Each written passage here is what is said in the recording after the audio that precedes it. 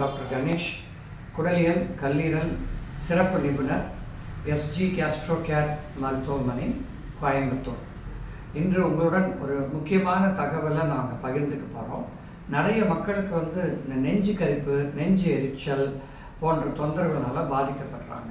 எக்களிப்புன்னு சொல்லுவாங்க, சாப்பிட்ட உணவுகள் மேலே வர்றது. ஸோ இது தொந்தரவு நிறைய பேருக்கு இது ஏற்படுது.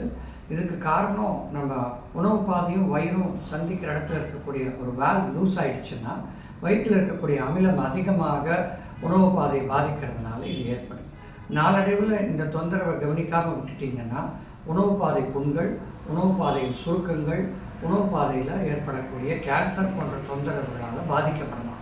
ஸோ ஆரம்பத்திலேயே இதை கண்டுபிடிச்சு நம்ம வைத்தியம் செஞ்சுக்கிட்டா அல்லது நம்ம உணவு பழக்க வழக்கங்கள், வாழ்க்கை நெறிமுறைகள் இதை மாற்றி அமைத்து கொண்டால் இந்த பிரச்சனையிலேருந்து நம்ம விடுபடலாம். குறிப்பாக ஸ்மோக்கிங், ஆல்கஹால் பண்ணுறவங்க நிறுத்தணும். டீ, காஃபி அதிகமாக குடிக்கக்கூடாது. கடை food, bakery item, oil item, masala item இதெல்லாம் அதிகமாக சாப்பிடக்கூடாது. இரவு நேரங்களில் வெகு நேரம் கழித்து சாப்பிட்டுட்டு உடனே படுக்கக்கூடாது. சாப்பிட்றதுக்கும் படுக்கிறதுக்கும் நடுவில் ஒரு 3 மணி நேரம் கண்டிப்பாக இடைவெளி கொடுக்கணும். குறிப்பாக காஃபி, டீ அதிகமாக எடுக்கிறவங்க நிறுத்துறது ரொம்ப ரொம்ப அவசியம். தினமும் உடற்பயிற்சிகள், காலையில் ஒரு 40 நிமிஷம் வாக்கிங் அல்லது கபாலபதி போன்ற மூச்சு பயிற்சிகள் செய்வதனால் இந்த உணவு பாதையில் இருக்கக்கூடிய அந்த வேல்வை டைட் பண்ணலாம். ரெண்டாவது, அமிலம் மேலே பாதிக்காமல் தடுத்துக்க முடியும்.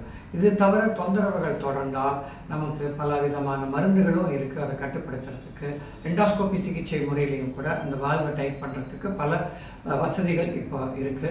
மேலும் உணவு கட்டுப்பாடு, வாழ்க்கை நெறிமுறை மாற்றம் போன்றவற்றிலேயே பாதி பேருக்கு மேலே இது சரியாயிடும். மீதி பேருக்கு மருந்துகள் மற்றும் எண்டாஸ்கோபி சிகிச்சை முறையில் இது சரி பண்ணிக்க முடியும். வாழ்க வளமுடன்.